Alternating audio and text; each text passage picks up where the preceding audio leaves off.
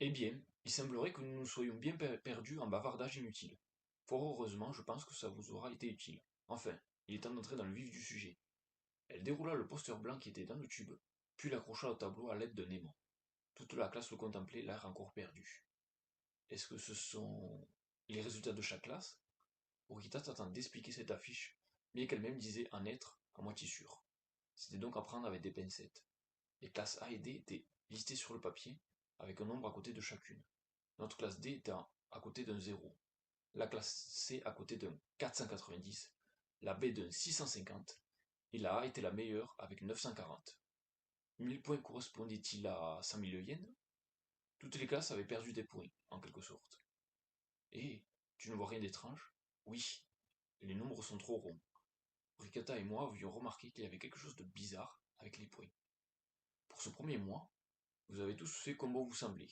Désormais, je ne dis pas que vous ne pourrez plus continuer. Néanmoins, vos actions telles que papoter ou être en retard auront des conséquences sur votre nombre de points.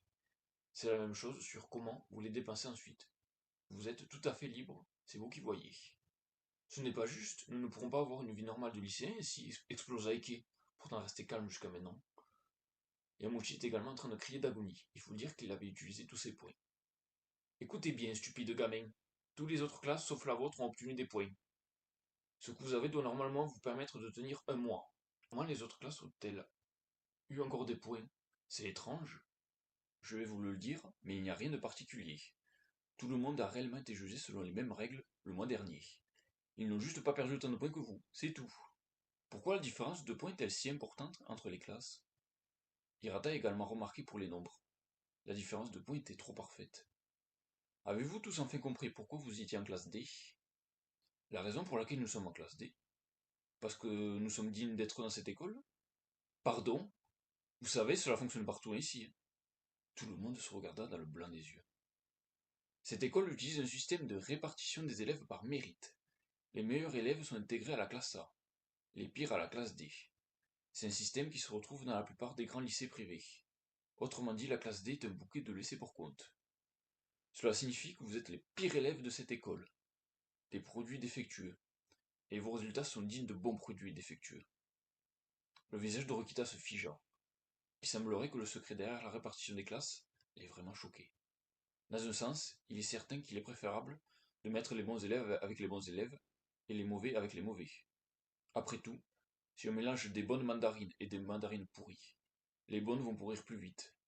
Orikita tombait probablement de haut en apprenant ça. Enfin, c'est probablement une bonne chose que j'ai été affecté à cette classe. On ne pourra que progresser. Toutefois, cette classe D est la première à perdre tous ses points dès le premier mois. De notre côté, je vous applaudis. Pour avoir pu vivre et dépenser sans compter jusqu'à maintenant, c'est vraiment somptueux. Les faux applaudissements de Shabashira Sensei résonnaient dans toute la salle. Vu que l'on a atteint 0 point, cela signifie-t-il que nous resterons à 0 pour toujours? Oui, vos points resteront à 0 jusqu'à ce que vous soyez diplômé. Toutefois, soyez tranquille. Vous avez un toit et vous pouvez manger gratuitement à la cafétéria. Vous ne mourrez pas de faim. Vivre une vie de lycéen avec le minimum vital était une option envisageable. Cependant, je n'étais pas persuadé que ce serait au goût des élèves ici présents. Il ne faut pas oublier comment tout le monde s'est empiffré le mois dernier et a dépensé comme pas possible. Devoir d'un coup dépenser de façon plus réfléchie promettait d'être difficile pour eux. Sommes-nous la risée de toutes les classes maintenant? Sudo donna un bon coup de pied sur son pupitre. Il était certain que notre réputation allait en prendre un coup une fois que tout le monde allait prendre connaissance du classement par mérite. Pour le coup, être déprimé était justifié. Quoi? Tu penses encore à ta fierté, Sudo? Très bien. Alors fais de ton mieux et tente de faire de cette pire classe la meilleure. Hein? Ces points de classe ne sont pas seulement liés à l'argent que vous recevez tous les mois, c'est également un indicateur de classement. Donc, en d'autres termes, avoir 500 points par exemple permettait à notre classe D d'être promue classe C. Cela fait vraiment passer à une évaluation d'entreprise. Allez, comme des mauvaises nouvelles n'arrivent jamais seules, je vais vous communiquer autre chose. Elle accrocha une autre affiche au tableau. Les noms de tous les gens de la classe y figuraient. À côté de chaque nom figurait un nombre. En regardant ces nombres, je me suis rendu compte à quel point la proportion d'imbéciles était élevée dans ces deux classes. Elle nous fixa tous en même temps, que ses talons claquaient contre le sol. Voici les résultats des évaluations d'il y a quelques jours. J'étais vraiment fasciné par votre performance. Non mais sérieusement, à quoi le collège vous a servi? À part la tête de classe, pratiquement tout le monde a eu en dessous de 60 points. Sans compter le magnifique score de Sudo de 14 points, suivi de près par Ricky avec 24. La moyenne se situe à 65. Si ce test n'était pas blanc, 7 d'entre vous auraient eu abandonné cette école. Une bonne chose que ce n'était qu'un coup d'essai, hein. Abandonné? Comment ça? Ah, je ne l'ai pas expliqué non plus. Si vous avez une note éliminatoire à un examen de mi-semestre, ou à un examen final, vous devez renoncer à cette école. Sur cet examen, cela aurait été tous les individus en dessous de 32. Décidément, vous vous montrez de plus en plus sot. Quoi? Les 7 maillons faibles, autrement dit Ike et sa clique, n'ont pas pu retenir leur étonnement.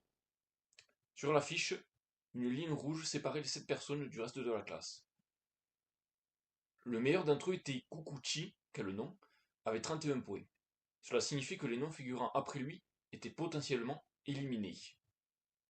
Ne vous foutez pas de moi, ça, Echan Sensei. Ne plaisantez pas à propos de renoncer ou quoi. J'en suis vraiment navré. Néanmoins, ce sont les règles de l'école. Donc, préparez-vous au pire. Comme le dit la prof, il a l'air d'avoir beaucoup de fous ici. Tout en utilisant sa lime à ongles, les pieds sur la table, il a esquissé un sourire suffisant. C'est quoi ton problème, Quenji? Tes notes sont dans le rouge aussi. Je te conseille de mieux regarder, mon garçon. Quoi? Hein? Le nom de Quenji est... Tout a commencé par le bas.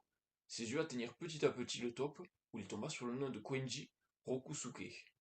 À sa surprise la plus totale, Quenji faisait partie du groupe de tête avec 90 points. Cela signifiait qu'il avait été capable de résoudre un des problèmes les plus difficiles du test. Je ne pensais pas que Sudo était un imbécile fini comme moi, s'exclama Ike à voix haute de manière sarcastique. Oh, encore une chose. Cet établissement, sous le contrôle direct du gouvernement, est fier du fait que la grande majorité de ses élèves intègrent des universités et trouvent des jobs. C'est un fait, et beaucoup d'élèves de votre classe iront faire des études supérieures, ou bien auront un travail dans une entreprise. C'était une évidence au vu de la renommée du lycée. On disait même que quelqu'un qui avait réussi à être diplômé de cet établissement pouvait intégrer une université prestigieuse, ou une entreprise exigeante comme un poisson dans l'eau. D'autres rumeurs disaient qu'être diplômé de cette école revenait à avoir une recommandation pour intégrer l'université de Tokyo, la meilleure du Japon. Mais les choses ne sont pas aussi simples dans ce bas monde. Les gens comme vous, au vu des notes et du comportement, auront visiblement du mal à intégrer une université ou à trouver du travail. Que vous veniez d'ici n'y changera rien, précisa Chabasira Sensei, dont la voix résonnait dans la classe. Si je récapitule, pour que nos rêves se réalisent, il faudrait au minimum que nous dépassions la classe C. Ce n'est pas vraiment ça, Hirata. Vous n'avez aucun moyen de réaliser vos rêves, à moins que vous ne surpassiez la classe A. En réalité, le lycée ne garantit rien pour le futur des élèves des autres classes. Mais c'est absurde! S'exclama Yukimura qui se leva d'un bond. Il collait au score de Quenji. Que c'est pathétique de voir un garçon paniquer aussi bien mentalement que physiquement. Quenji laissa échapper un soupir, comme si les mots de Yukimura l'avaient touché. Quenji, ça ne te fait rien d'être en classe D? Tu n'as pas la haine? La haine? Pourquoi je devrais avoir la haine? Je ne comprends pas. Elle vient de nous dire en gros que nous étions des déchets et que nos chances d'avoir un futur décent étaient minces. C'est absurde. Je ne sais même pas quoi répondre à ta stupidité. Koenji continuait toujours à se limer les ongles, et il ne regardait même pas Yukimura lorsqu'il lui parlait. Cette école n'a pas juste encore réalisé mon vrai potentiel. Je sais très bien ce que je vaux et je suis convaincu d'être supérieur à autrui. Que l'école me mette en classe A ou D ne signifie rien. Même si je venais à quitter cet établissement, le résultat serait toujours le même. Cette école sera tôt ou tard à mes pieds. C'était une réponse digne de Koenji. Était-ce de la virilité ou bien de l'égocentrisme que l'on pouvait voir dans ses propos? En tout cas, le classement lui importait peu. Considérant ses bonnes capacités intellectuelles ainsi que ses bonnes aptitudes physiques, il était difficile de se dire que les élèves de la classe A lui étaient supérieurs, à lui en tout point. Peut-être fut-il mis en classe D pour sa personnalité exécrable, justement. Cependant, je n'ai pas prévu d'aller à l'université ou de trouver un travail après le lycée. Mon destin est de diriger le conglomérat Quenjin dans le futur. Je me fiche bien de la classe où je suis. Vu comment ce futur était tout tracé, il était évident que le bien-être de la classe était le cadet de ses soucis. Sans un mot, Yukimura se rassit. On dirait bien que vous êtes un peu revenu sur Terre maintenant. Si vous avez compris depuis le début l'environnement rude dans lequel vous étiez, nous n'aurons pas eu cette longue vie de classe. Les examens de mi-trimestre sont dans 3 semaines, alors je vous conseille de faire en sorte d'éviter d'être exclu du lycée. Je suis persuadé que vous pourrez avoir des notes convenables. Alors, remettez-vous en question et ayez une attitude appropriée. Vous n'êtes plus des enfants! Claquant la porte comme pour mettre du poids à son discours, Chabasira Sensei avait quitté la salle de classe. Les élèves dans le rouge étaient découragés. Même Sudo, qui d'habitude avait fière allure, avait la tête baissée, honteux.